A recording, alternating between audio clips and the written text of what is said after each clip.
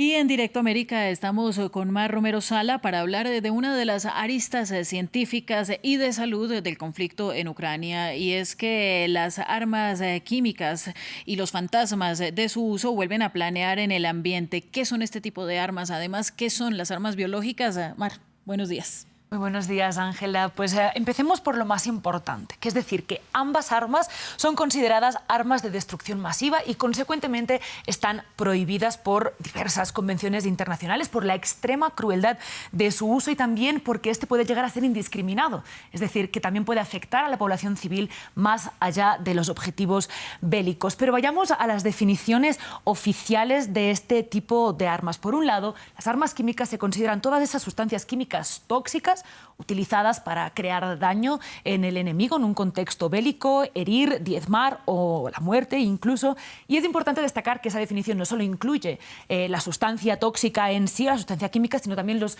dispositivos que se usan para propagarla. Por otro lado, la definición de armas biológicas de la Organización Mundial de la Salud comparten muchos puntos entre ambas, con la diferencia de que estas armas biológicas se consideran todos los microorganismos como los virus, bacterias, hongos, por ejemplo, que sirven con ese mismo propósito de herir, de dañar o de incluso matar. Y es interesante que la Organización Mundial de la Salud incluye no solo pues, el uso contra humanos, sino también contra los animales o contra las plantas. ¿Por qué? Pues porque en contextos bélicos, cómo se afecta a la comida o cómo afecta al agua también tiene una gran consecuencia sobre la población civil y sobre el conflicto. Y dadas esas consecuencias y que han sido utilizadas varias veces durante la historia, ¿desde cuándo están prohibidas?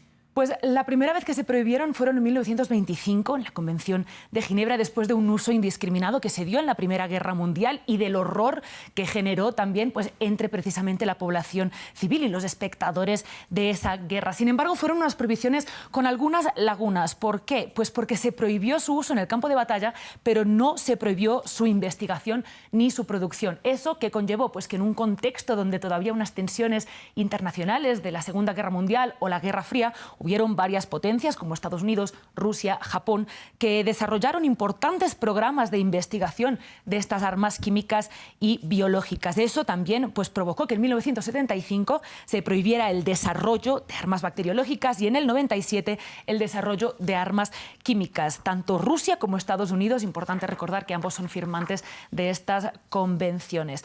Hagamos un apunte breve de historia, si me permites, también en lo que respecta a las armas biológicas, y es que en realidad se han usado desde los siglos de los siglos, porque aunque no se tuviera clara esta relación entre microorganismos e infecciones o enfermedades, era obvio que las que llamaban plagas en la antigüedad eran muy dañinas para la población.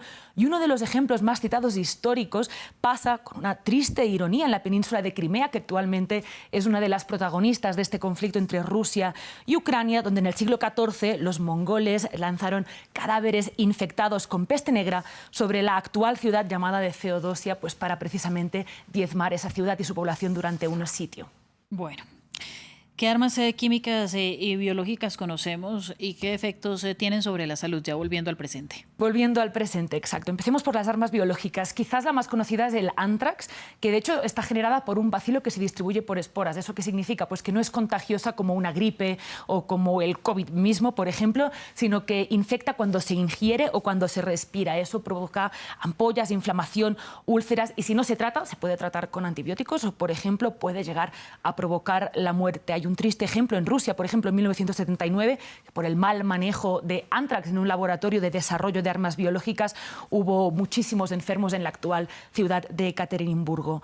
También existe, por ejemplo, lo que se llama la toxina botulínica, y de hecho hay una preocupación, aunque esa preocupación todavía no se ha hecho realidad, sobre el uso del ébola, del virus del ébola, como una potencial arma biológica. Por otro lado, las armas químicas pueden ser el gas clorino, gas mostaza, fosgeno. Tanto el fosgeno como el gas clorino, sobre todo, lo que provocan es asfixia, mientras que el gas mostaza provoca ampollas en la piel. Estos gases fueron responsables de miles de muertes en la Primera Guerra Mundial. Y también no podemos dejar de nombrar el gas sarín, que es un agente nervioso, es decir, que afecta al sistema nervioso, impide la conexión entre el cerebro y los músculos, en el mismo estilo del Novichok, por ejemplo, y eso pues, puede llegar a provocar la muerte por asfixia o por paro cardíaco. Lo usó el gobierno sirio en la guerra de Siria en 2017, también en Irak contra la minoría kurda, y la ONU, con cifras de la ONU, se calcula que las armas químicas han matado a 1 millón de personas en todo el mundo. Muy bien, y ya para la conclusión, ¿Por qué tanto miedo generan estas armas? Claro, me parece que es un punto especialmente importante que discutamos, porque de hecho hemos visto en este conflicto que estamos presenciando ahora este terror que desatan estas armas y el uso de estas armas, las sospechas, ¿no? Sobre todo porque son armas devastadoras sobre la vida misma. Hablamos de la salud, de la alimentación, del acceso al agua, que son derechos básicos humanos de la población civil, aún en un conflicto armado. Entonces es por eso también que generan ese miedo, porque atacan cosas muy básicas para la vida, ¿no? También, por ejemplo, lo hemos visto con estas denuncias de laboratorios de patógenos en Ucrania, que ahora podemos analizar con más profundidad. También de las bombas fósforo, que son armas incendiarias que de hecho no son químicas, pero que también han contribuido, ¿no?, a desarrollar este miedo, este terror, porque al final pues, este tipo de ataques sobre cosas tan básicas lo que generan también pues, son ataques sobre la psicología de las personas, sobre los ánimos de las personas, que en un contexto bélico pues, ya están suficientemente afectadas. Pues Mar, un agradecimiento para usted, además por esta antesala que nos da el paso para nuestra siguiente sección. Vamos ahora con nuestro invitado del día.